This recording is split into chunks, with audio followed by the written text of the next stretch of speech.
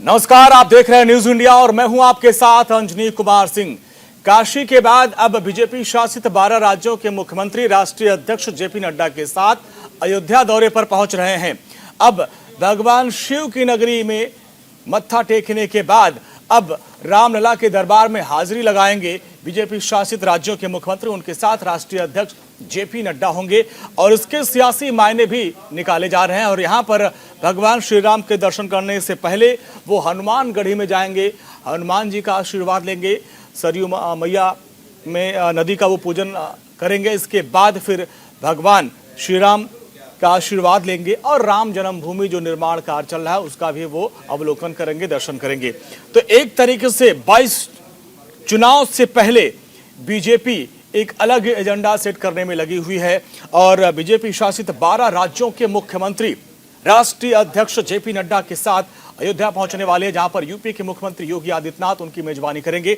इसके सियासी मायने निकाले जा रहे हैं और ये माना जा रहा है कि ये बीजेपी का एक सियासी धार्मिक टूर है, क्योंकि जिस तरीके से पिछले कुछ दिनों में महंगाई, किसान आंदोलन और तमाम मुद्दों पर सरकार घिर रही थी, अब बीजेपी एक अलग ही एजेंडा सेट करने में लगी हुई है और 12 राज्यों के मुख्यमंत्रियों के साथ राष्ट्रीय अध्यक्ष जेपी नड्डा अयोध्या पहुंचने वाले हैं। यानी काशी के बाद अब अयोध्या, काशी में भगवान शिव का आशीर्वाद मिलने के बाद अब रामलला के दरबार में हाजिरी लगाने पहुंच रहे हैं बीजेपी के 12 राज्यों के मुख्यमंत्री, उप मुख्यमंत्री और राष्ट्रीय अध्यक्ष जेपी नड्डा। और यहां पर मुख्यमंत्री योगी आदित्यनाथ उनकी मेजबानी कर रहे हैं।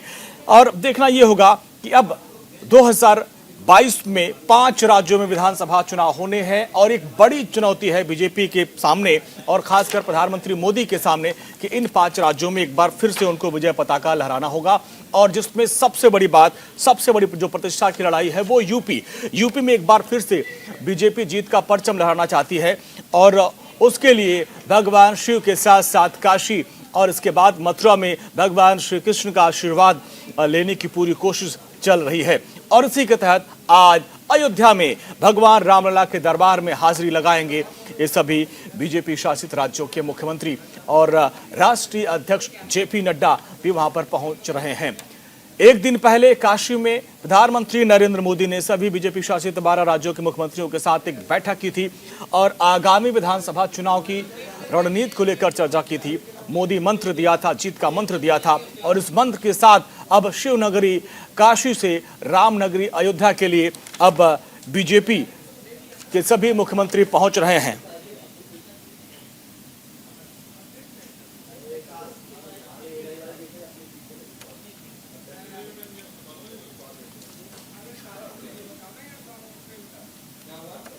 अयोध्या दौरे पर बीजेपी शासित जो मुख्यमंत्री वो पहुंच रहे हैं राष्ट्रीय अध्यक्ष जेपी नड्डा की अगुवाई में और यहां पर मुख्यमंत्री योगी आदित्यनाथ उनकी मेजबानी करेंगे। इसके कई सियासी मायने निकाले जा रहे हैं और इन सियासी मायनों को हम समझने की कोशिश करेंगे कि क्या ये जो काशी के बाद अयोध्या का दौरा हो रहा है, इसके बाद जो मथुरा की बात आ रही है, क्योंकि मथुरा की जो सांसद है उनसे हमारे संवाददाता ने जब बात की तो उन्होंने कहा था कि अब आगे मथुरा की भी बारी है, मथुरा के भी विस्तार होना चाहिए, मथुरा में भी अब एक नया मथुरा होना चाहिए। इसी पर आज हम चर्चा करेंगे। क्या 2022 से पहले बीजेपी की ये सियासी धार्मिक यात्रा है, इसके मायने क्या, इसको समझने की हम कोशिश कर रहे हैं। और सबसे पहले हम परिचय करवा दें, हमारे साथ स्वामी चक्रपाणी जी महाराज जुड़ रहे हैं, अध्यक्ष हैं हिंदू महासभा के। स्वामी जी बहुत बहुत प्रणाम और आपका बहुत बहुत स्वागत है।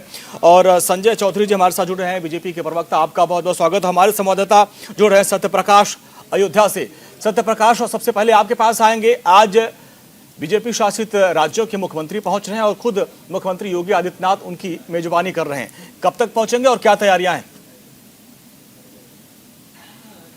राज्यों के मुख्यमंत्री है ये अयोध्या पहुंचेंगे, 11 बजे अयोध्या पहुंचेंगे और उसके बाद सीधे हनुमानगढ़ी पर दर्शन पूजन किया जाएगा।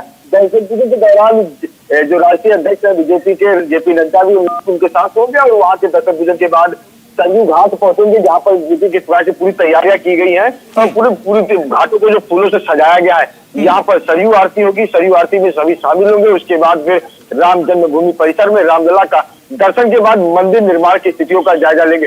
तो कहीं ना कहीं अयोध्या का जो दौरा है और उत्तर प्रदेश में विधानसभा चुनाव आने वाला है, उसको लेकर कहीं ना कहीं एक बड़ा मतलब निकाला जा रहा है कि कहीं ना कहीं उत्तर प्रदेश की जो राजनीति है, एक बड़ा सियासी चेहरा सामने आ रहे हैं और कहीं ना कहीं उत्तर प्रदेश के इस लगातार इस दौरे के बाद अब कहीं ना कहीं अब अयोध्या से ही इस सियासत को जो है तेज किया जाएगा और कहीं ना कहीं जो भाजपा का जो पूरी तरह रणनीति है, इसी रणनीति के तहत ये लोग यहाँ अयोध्या पहुंच रहे हैं। जी स्वामी चक्रपाणी महाराज जी, अब देखिए बीजेपी के जो 12 राज्यों के मुख्यमंत्री हैं, राष्ट्रीय अध्यक्ष जेपी नड्डा जी के साथ काशी के बाद अयोध्या का दौरा करने वाले हैं।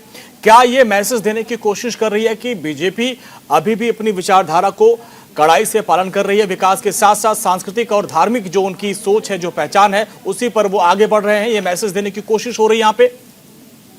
अंजनी जी, मैं आपको बताना चाहता हूं कि आजादी के बाद जितनी भी सरकारें, चाहे प्रदेश में आई, उत्तर प्रदेश में आई या केंद्र में आई, कहीं ना कहीं एक उस कमी को वर्तमान की सरकार पूरा कर रही है। जो हिंदू सनातन धर्मियों की जो मंदिरों को उपेक्षा की जाती थी, जो धार्मिक स्थानों, जो सांस्कृतिक हमारी उपेक्षा के शिकार हुए थे, मंदिर या हमारे मठ या जो भी हमारे धर्म स्थल है, जो प्राचीन धर्म स्थल है, जिससे पहचान हमारे देश से है, तो कहीं ना कहीं एक आज वर्तमान की केंद्र सरकार में प्रधानमंत्री मोदी जी के नेतृत्व में सरकार है और 12 प्रदेशों के जो बीजेपी शासित मुख्यमंत्रियों का आनंद एक संदेश जाता है। और ऐसे लोगों, ऐसी पार्टियों और ऐसे लोगों को निश्चित रूप से इसे सबक लेने की आवश्यकता है। क्या देखो कि कभी मुख्यमंत्री वहां पे 12 प्रदेश के मुख्यमंत्री जा रहे हैं। पहले तो आप में बताना चाहता हूँ, कई ऐसे मुख्यमंत्री जो अयोध्या जी जाते पूछते थे, राम मंदिर दर्शन करना तो बहुत दूर की बात थी। तो ये पूरे हिंदू सनातन धर्मियों में, भारत में, पूरे विश्व में एक मैसेज जा रहा है और ये बहुत ही अच्छा तरीके से और निश्चित रूप से ये करना चाहिए। अब जिस प्रकार से जो इफ्तारी नेता हुआ करते थे, इफ्तार में तो जाने में गर्व महसूस करते थे, लेकिन हमारे मंदिरों में और हमारे अन्य धार्मिक स्थलों पे जाना, वहां की बात करना, वो हमें कहीं ना कहीं तो पीछे के दरवाजे से जाना, अगर जाते भी थे तो जाते थे। आज अब स्पष्ट हो गया कि आप फूल पे जाओ और आप अब हिंदू भी सम्मानित है, हिंदू सनातन धर्म के धर्मस्थल भी अब वहां पे आराम से कोई जा सकता है, उसके नाम पे भी आपका वोट कटने वाला नहीं है। पहले ऐसा था कि अगर हम ज्यादा राम मंदिर की चर्चा करेंगे या काशी की बात करेंगे तो हमारा मुस्लिम नाराज हो जाएगा और वोट बैंक कट जाएगा। लेकिन अब इसकी एक धारणा हमें लगता है कि इससे मैसेज जाएगा और कटेगा और हिंदू सनातन धर्मियों के वोट बैंक के महत्व भी बढ़ेंगे और पूरे देश विश्व में जाएगा। धर्मनिरपेक्षता यही है, इससे बड़ी धर्मनिरपेक्षता और कुछ नहीं हो सकती कि सबका सम्मान करो। तो निश्चित रूप से आजादी के बाद हिंदू सनातन धर्मियों के साथ जो उपेक्षा हुई, जो अपमानजनक हुआ, तो वो चीज को भरने का काम किया गया है। अब चुनाव में नाफा और नुकसान तो बात की बात है, लेकिन एक हिंदू सनातन धर्मियों को लग रहा है कि हमारे तो माना जा रहा है स्वामी जी की संत समाज बीजेपी के इस पूरे कार्यक्रम का स्वागत कर रहा है। बिल्कुल बिल्कुल, बिल्कुल स्वागत योग्य है और साधुवाद है। मैं केंद्र की सरकार और तमाम उन प्रदेश के मुख्यमंत्रियों का मैं बहुत बहुत अभिनंदन करता हूं और हार्दिक स्वागत करता हूं। आप लोग आए, बहुत बहुत धन्यवाद।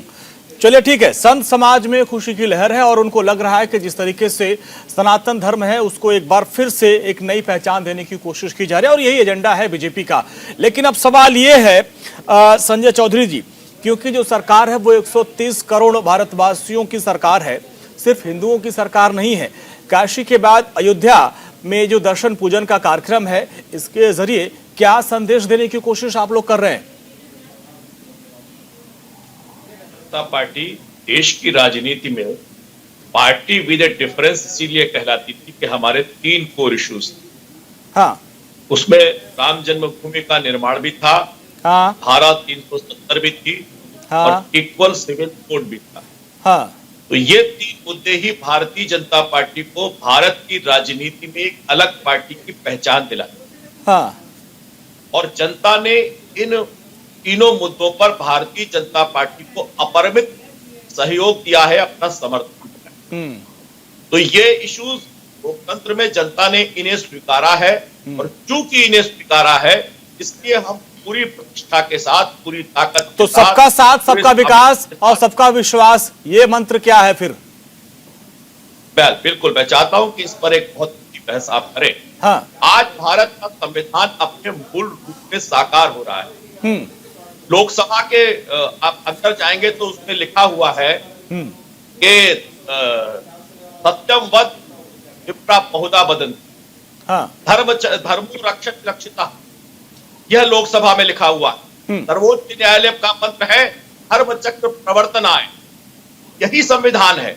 और संविधान का मूल स्वरूप जो डॉक्टर अंबेडकर ने बनाया था, उपेक्षा का शब्द कहीं नहीं था। ये तो बाद में, तो वास्तव में भारत का संविधान भारत के गौरव के साथ आज लोगों के दिल में उतर रहा है। हाँ। और भारतीय जनता पार्टी पर काम कर रही है। मैंने शुरू में कहा कि भारतीय जनता पार्टी को वोट छूट के साथ भारत की जनता ने ऐसा समर्थन किया है जैसा वर्षों में कभी नहीं किया। तो ये जनता भारतीय जनता पार्टी के चूज के साथ है। हाँ। हमारा संविधान सबके साथ एक साथ व्यवहार करता है। हमारा संविधान ही कहता है कि गौ की रक्षा होनी चाहिए। ठीक है। कौन कहता है? ठीक है, संविधान कहता है। ठीक है, ये संविधान कहता है और आप उसको कड़ाई से आप उसका पालन कर रहे हैं। सत्येंद्र यादव जी, काशी के बाद अब बीजेपी शासित 12 राज्यों के मुख्यमंत्री राष्ट्रीय अध्यक्ष जेपी नड्डा के साथ अब काशी के बाद अयोध्या दौरा करने वाले हैं। संत समाज उनका स्वागत कर रहा है और वो कह रहे हैं कि भाई ऐसा पहली बार हुआ है जब सनातन धर्म को बचाने के लिए, उसको एक नई पुरानी खोई हुई पहचान दिलाने के लिए कोई सरकार काम कर रही है। वो लोग बहुत स्वागत कर रहे हैं। समाजवादी पार्टी की तरफ से क्या रिएक्शन? सत्येंद्र जी, आवाज मिल रही है आपको? हेलो सत्येंद्र जी, आवाज मिल रही है आपको?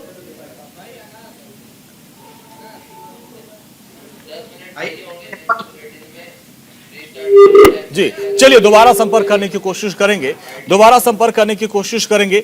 लेकिन चक्रपाणी महाराज जी, यहाँ पे जिस तरीके से अभी काशी के बाद अयोध्या और अब तो लोग मथुरा की भी मांग कर रहे हैं, क्या इस बार ये माना जाए कि ये काशी, अयोध्या, मथुरा, इसके बाद विंध्याचल, ये बड़े मुद्दे रहेंगे क्या चुनाव में? संत समाज में खुशी तो है, लेकिन बाकी जो यूपी के 22-24 करोड़ जनता है, क्या आज इन्हीं मुद्दों पर 2022 में चुनाव लड़ा जाएगा? देखिए, ये लड़ाई बहुत लंबी है और इसको समझना होगा। अब राम मंदिर की बात जहां तक है, देखिए राम मंदिर की बहुत लंबी लड़ाई होगी। 1528 से जिस प्रकार से मीरवासी ने तोड़ा, उसके बाद एक लंबा संघर्ष हुआ और 1949 से ये लीगल लड़ाई लड़ी गई। और उसके बाद 1949 के बाद चूंकि president all India Hindu Mahasabha का मैं भी उससे पक्षकार था, मेरा अपील नंबर 263 से तो सुप्रीम कोर्ट तक लड़ा गया और माननीय सर्वोच्च न्यायालय ने राम मंदिर के पक्ष में निर्णय दिया। वो था ऐतिहासिक पक्ष और आज राम मंदिर भव्य बन रहा है। उसी प्रकार से मथुरा और काशी में, देखिए काशी कॉरिडोर तो बन गया, ये ठीक बात है, लेकिन काशी के बगल में जो ज्ञानवापी मस्जिद है, जो मुगल काल की जो निशानी है, उसको खत्म करना बहुत जरूरी है। जो मथुरा में जो हमारे कृष्ण जन्मभूमि से जो ईदगाह बनाया गया, उसका खत्म करना जरूरी है। क्योंकि विदेशी आक्रांता जिस प्रकार से हमारे देश में आकर के और हमारे धार्मिक स्थलों को तोड़ करके वहां गुम्बद बनाने का काम किया, वो उसकी जब बात आती है तो हर एक हिंदुस्तानी का जो राष्ट्रभक्त है उसके अंदर एक राष्ट्रवाद के हिलोरे मारने लगते हैं। और ये लड़ाई, तो स्वामी जी, ये माना जाए कि इतिहास सुधारने के चक्कर में अपना वर्तमान खराब करें फिर हम लोग? नहीं, देखिए वर्तमान की, देखिए सवाल इस बात है कि लड़ाई हिंदू मुस्लिम की नहीं है, ये लड़ाई राष्ट्रभक्त वर्सेस विदेशी आक्रांताओं की है। इसको हिंदू मुस्लिम के निकाय से नहीं देखा जाना चाहिए। और कोई भी देश की सांस्कृतिक विरासत जो है कोई भी नष्ट करता है तो उसको नष्ट करने वालों को सजा दी जाती है। जैसे सर्वोच्च न्यायालय ने हमारे राम मंदिर के पक्ष में दिया, इसी प्रकार से वाराणसी में कॉरिडोर तो बन गया, लेकिन वहां के ज्ञानवापी मस्जिद का क्या, उसको खत्म होनी चाहिए, तो भी जाकर कोर जो बीमारी है खत्म होगी। वो विदेशी आक्रांताओं की जो निशानी खत्म करने की आवश्यकता है, मथुरा में जो है उसको खत्म करने की आवश्यकता है। और तमाम सैकड़ों मंदिर जिससे गुम्बद बनाया गया, जिससे विदेशी आक्रांताओं ने अपनी मुहर लगाया, उसको समाप्त करने की आवश्यकता है। तब जाकर के भारत। सत्येंद्र यादव जी हमारे साथ जुड़ गए हैं, समाजवादी पार्टी के प्रवक्ता। सत्येंद्र जी, आपकी आवाज हम तक नहीं पहुंच पा रही थी। अब देखिए, बीजेपी शासित 12 राज्यों के मुख्यमंत्री राष्ट्रीय अध्यक्ष जेपी नड्डा के साथ पहुंच रहे हैं और संत समाज उनका स्वागत कर रहे हैं। वो कह रहे हैं पहले की सरकार, चाहे सपा बसपा किसी की सरकार रही, आप लोग अयोध्या, मथुरा, काशी आने से डरते थे। ये ऐसा है कि सबसे पहले तो जो हमारे साथ स्वामी जी जुड़े हुए हैं, हाँ, तो मैं स्वामी जी से ये पूछना चाहूंगा कि आपने सारा भूगोल इतिहास कह दिया। अच्छी बात है कि भारतीय जनता पार्टी की सरकार में जितने भी स्वामी होते हैं, जितने साधु संत होते हैं, उनको खाने पीने के लिए, लूटने के लिए, खसोटने के लिए लखनऊ दिल्ली में डेरा डाल के उनको कमीशन खोरी करने का अवसर मिलता है। क्या क्या क्या आपने क्या बोला? क्या बोला आपने हमारे संतों को? नहीं सत्येंद्र जी, आपने क्या बोला आपने संतों को? संतों को क्या बोला कि बीजेपी वाले उनके लिए क्या व्यवस्था करते खाने की, रहने की? सत्येंद्र जी, हमारे शो में आप संतों पे हमारे आदि टिप्पणी कर रहा है। दूसरी बात, सत्येंद्र जी, दूसरी बात पहले पूरी बनिए मेरी। नहीं नहीं नहीं, आप हमारे संतों पे अमर्यादित टिप्पणी कर रहे हैं। आप अमर्यादित टिप्पणी कर रहे हैं। इनको आप अमर्यादित टिप्पणी कर रहे हैं हमारे शो में, आप संतों पे। उनको माफी मांगे।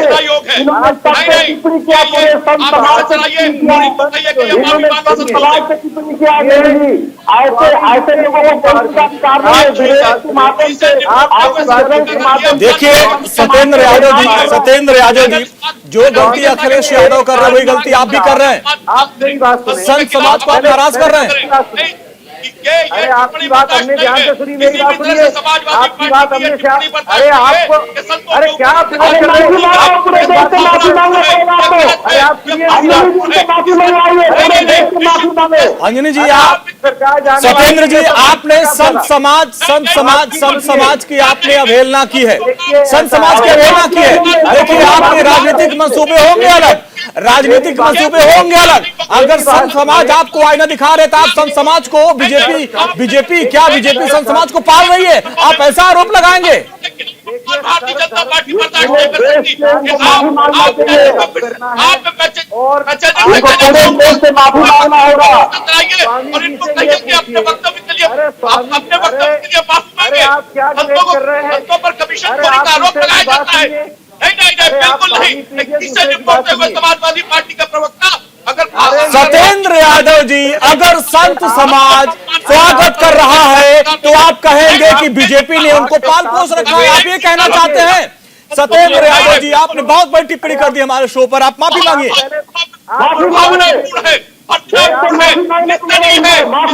होनी चाहिए। बेटियों के साथ जो अन्याय हो रहा है। ठीक है संजय जी सुनिए उनको। सत्येंद्र जी, आज आपने बहुत बड़ी बात कह दी। सत्येंद्र जी, आपने बहुत बड़ी बात कह दी। सत्येंद्र जी, बहुत बड़ी बात कह दी। आज अपने बयान को आप काट करिए। रात में बेटियों को जलाया जा रहा है, सत्येंद्र जी, बेटियों के साथ बलात्कार हो रहा है। करिए, आपने अभद्र टिप्पणी की है।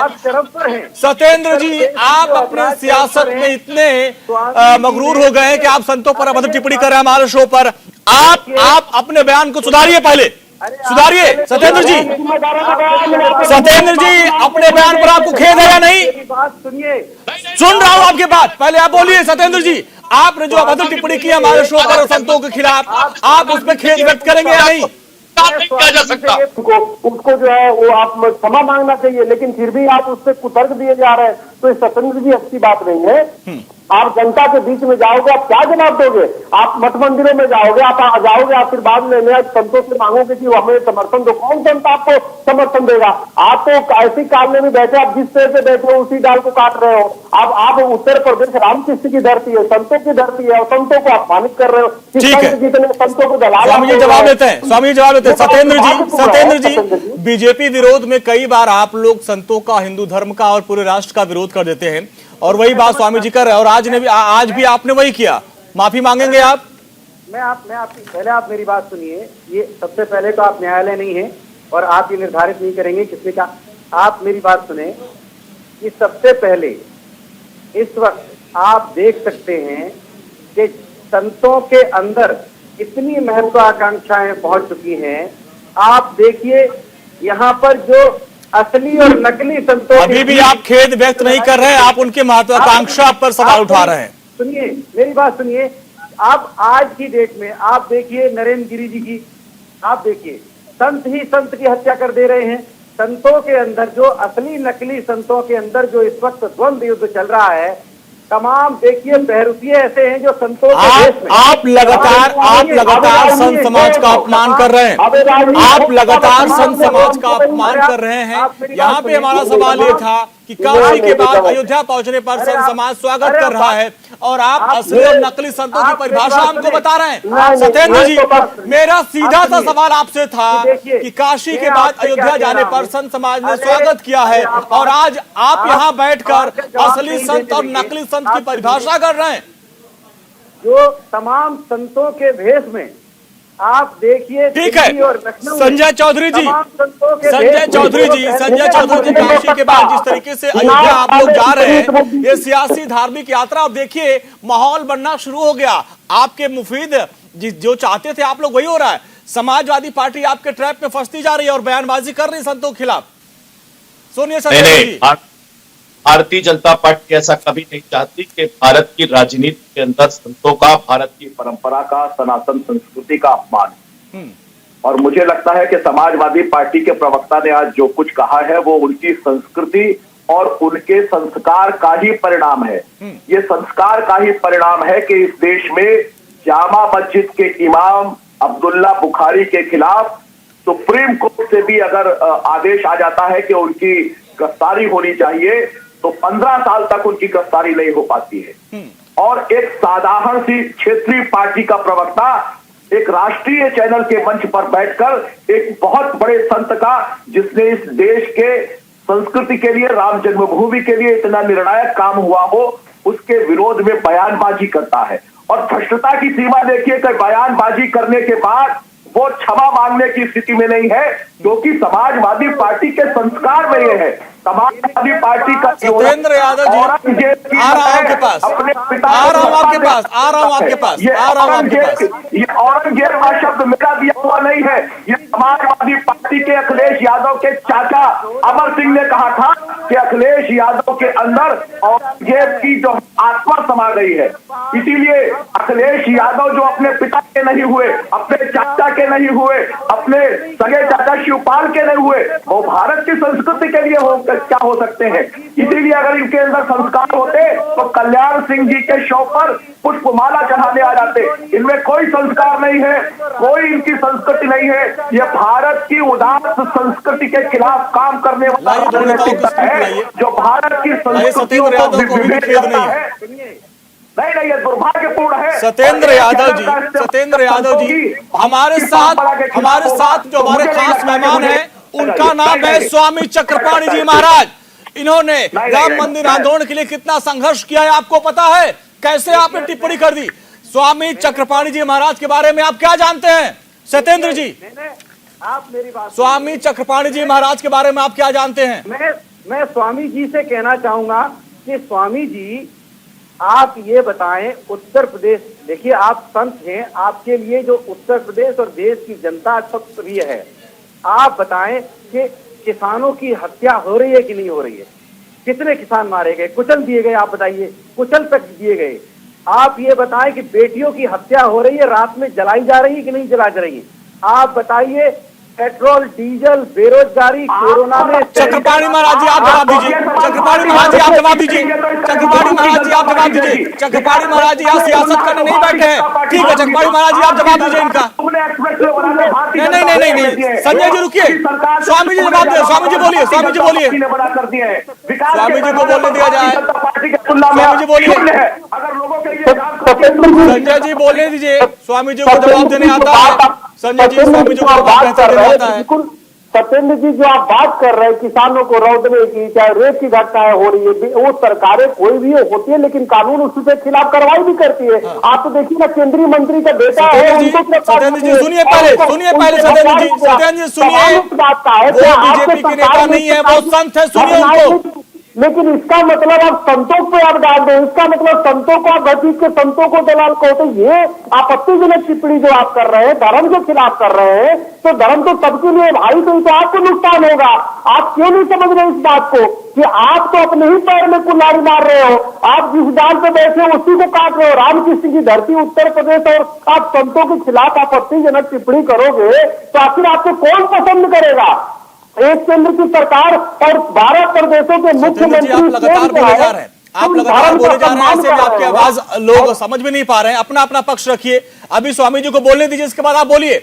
ऐसे डिबेट नहीं होती सत्येंद्र जी, आप लगातार बोले जा रहे हैं, आप लगातार बोले जा रहे हैं। ये कहीं की आपकी हताशा है, ये आपकी बौखलाहट है, ये आपकी बौखलाहट है। आप हमारे संत समाज का अपमान कर रहे हैं, क्योंकि यहाँ पर स्वामी जी ने साफ साफ कहा कि हमारे राजनीतिक मतभेद हो सकते हैं, लेकिन हिंदू धर्म के लिए अगर कोई काम हुआ है तो हिंदू के जो संत लोग हैं वो स्वागत करेंगे। लेकिन आप उस पर भी टिप्पणी कर रहे हैं। आपके नेता कहते हैं कि काशी में जो रहता है अंत समय में काशी में ही वो रहता है।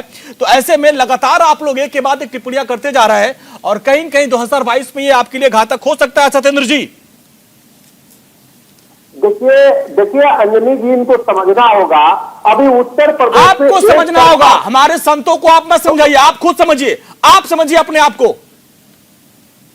उनकी राजनीतिक विदाई हो रही है और वो बनारस आ गए हैं उत्तर प्रदेश में। उनका हार्दिक स्वागत है। हमारी सरकार बनेगी, हम पूरा ध्यान रखेंगे उनका।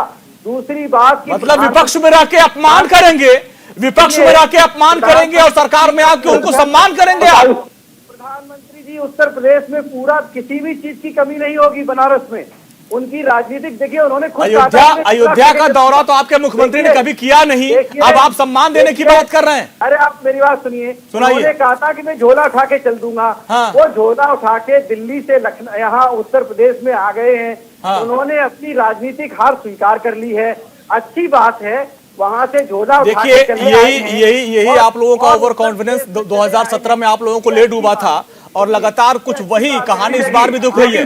बड़े बड़े पोस्टर आप लोग लगा रहे हो कि हम एक एक का हिसाब लेंगे, एक एक से बदला लेंगे। हमारे शो में आप संतों का अपमान कर रहे हैं। ये जो आपकी सोच है यही आपको ले डूबेगी। ठीक है, ठीक है। संजय चौधरी जी, जिस तरीके से अब आप काशी के बाद अयोध्या और मथुरा की बात कर रहे हैं, अब देखिए सियासत गरमाने वाली है। क्या अब विकास के मुद्दे पे नहीं, धर्म के मुद्दे पर 2022 का चुनाव होगा? चलिए ठीक है, सत्येंद्र जी आपने बात रख दी, संजय जी आप जवाब दीजिए। क्या विकास नहीं, इस बार धार्मिक मुद्दे पर चुनाव होगा? क्योंकि एक तरफ जिन्ना की बात हो रही है, एक तरफ आप धर्म की बात कर रहे हैं।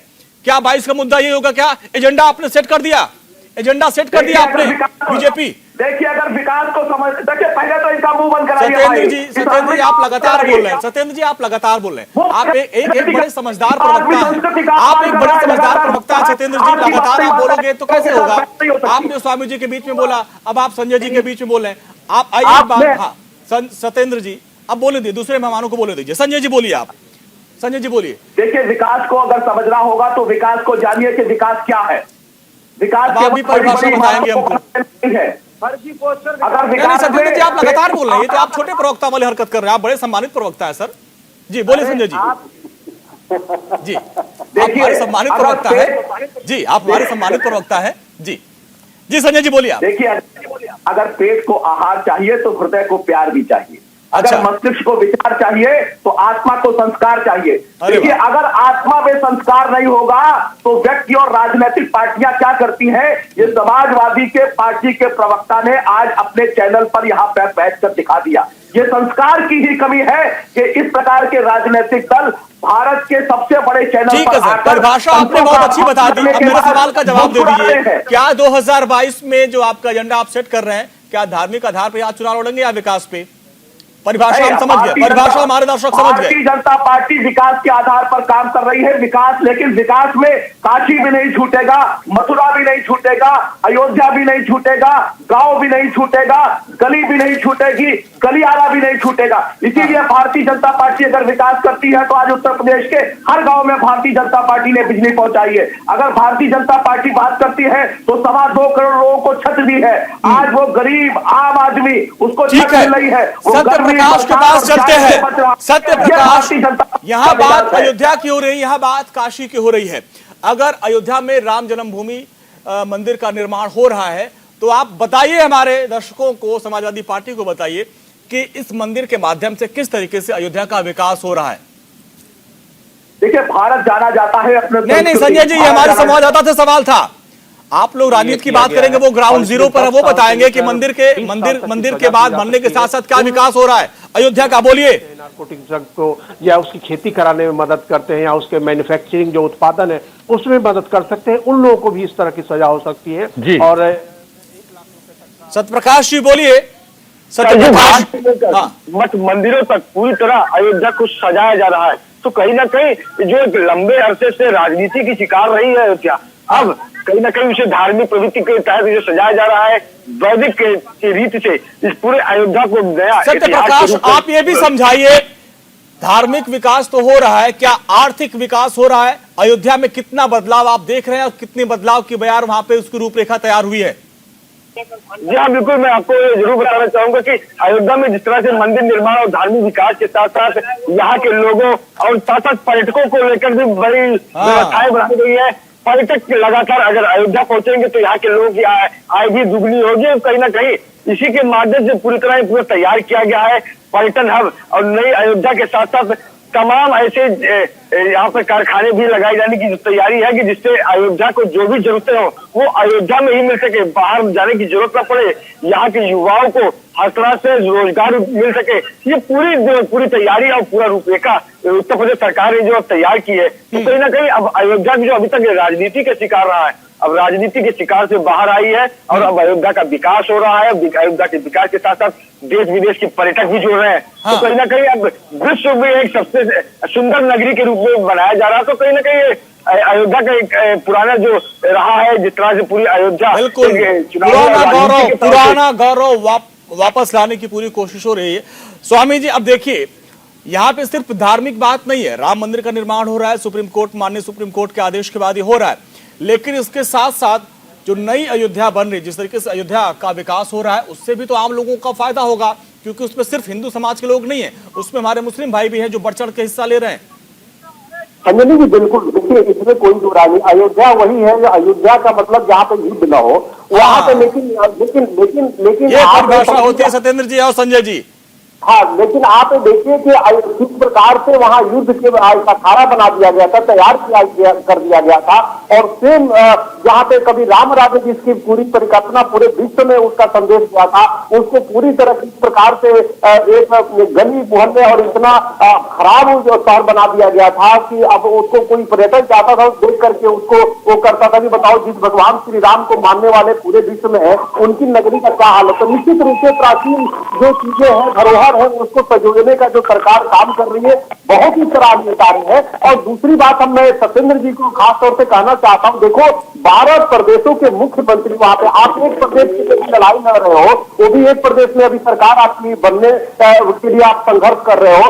12 प्रदेशों के मुख्यमंत्री, स्वयं प्रधानमंत्री जी उसमें नेतृत्व करें, कितनी बड़ी बात है। तो आपको कम से कम संतों को लेकर जिस प्रकार से 12 मुख्यमंत्री और प्रधानमंत्री चल रहे हैं, आप भी उनका सम्मान करते, धर्म का सम्मान करते, तो शायद यही दिन नहीं होगी। और जिस प्रकार से टीवी चैनल पे बैठ करके अगर संतों के खिलाफ, धर्म के खिलाफ टिप्पणी करेंगे सत्येंद्र जी, तो राजनीति में इस तरह सफल नहीं हो पाएगा आदमी। जो धर्म का नहीं होगा वो किसी का नहीं होगा। धर्म पे तो आपको सम्मान करना चाहिए, वहां मत्था नवाना चाहिए, आशीर्वाद लेना चाहिए, चाहे मंदिर हो चाहे संत हो। लेकिन आप सभी संतों को आपने एक साथ बोल दिया कि सब दलाल है, सब बीजेपी के हैं, सब ये, ऐसी नहीं हुआ करती है। आप सरकार पे आप टिप्पणी कर सकते हो, सरकार की नीतियों के खिलाफ बोल सकते हो, उसमें आप दूसरे को जो लेते आते हैं इससे आपका नुकसान होने वाला है। और बिल्कुल नुकसान होगा, मैं आपको बताना चाहता हूं, क्योंकि आप कहीं ना कहीं आप तो प्रवक्ता है, लेकिन आप अपने प्रवक्ता का आप नुकसान करने के लिए बैठे हैं। तो ये चीजें से हमें लगता है बात आना चाहिए।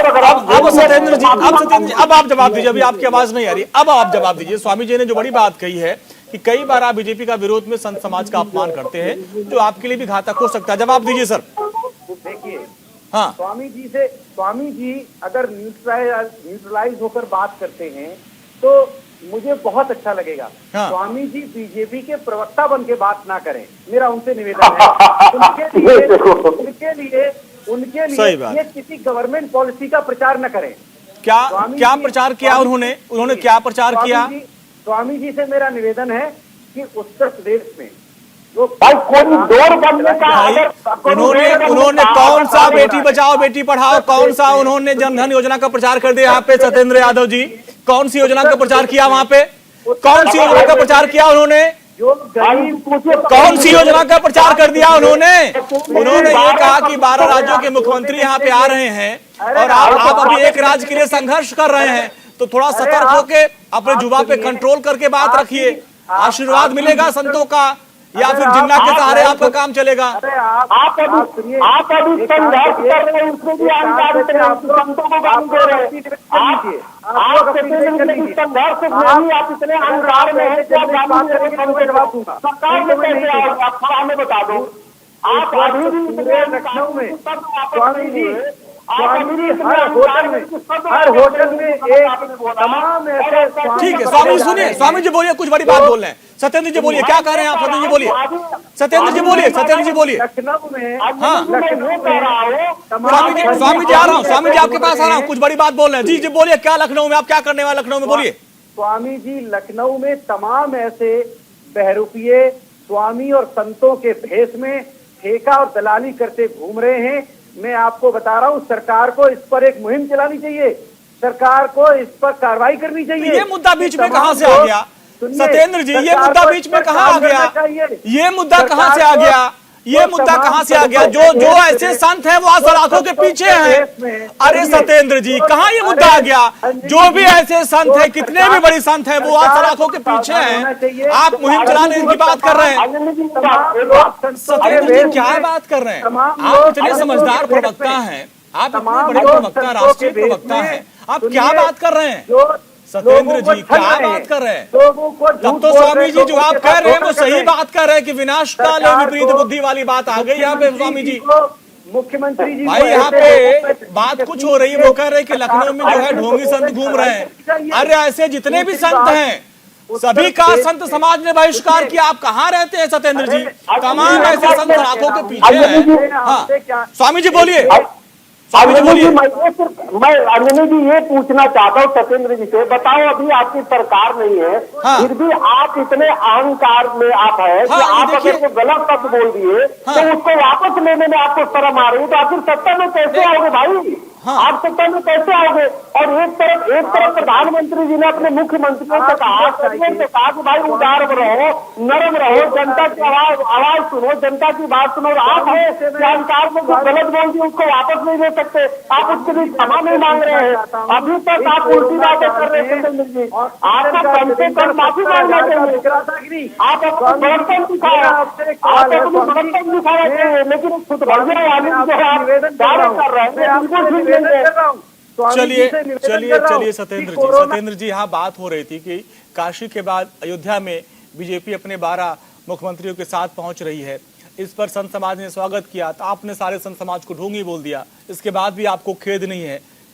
यही जो लगातार जो आप लोग, आपके नेता, आपके जो राष्ट्रीय अध्यक्ष जो बयानबाजी कर रहे हैं वो आपके लिए घातक हो सकती है।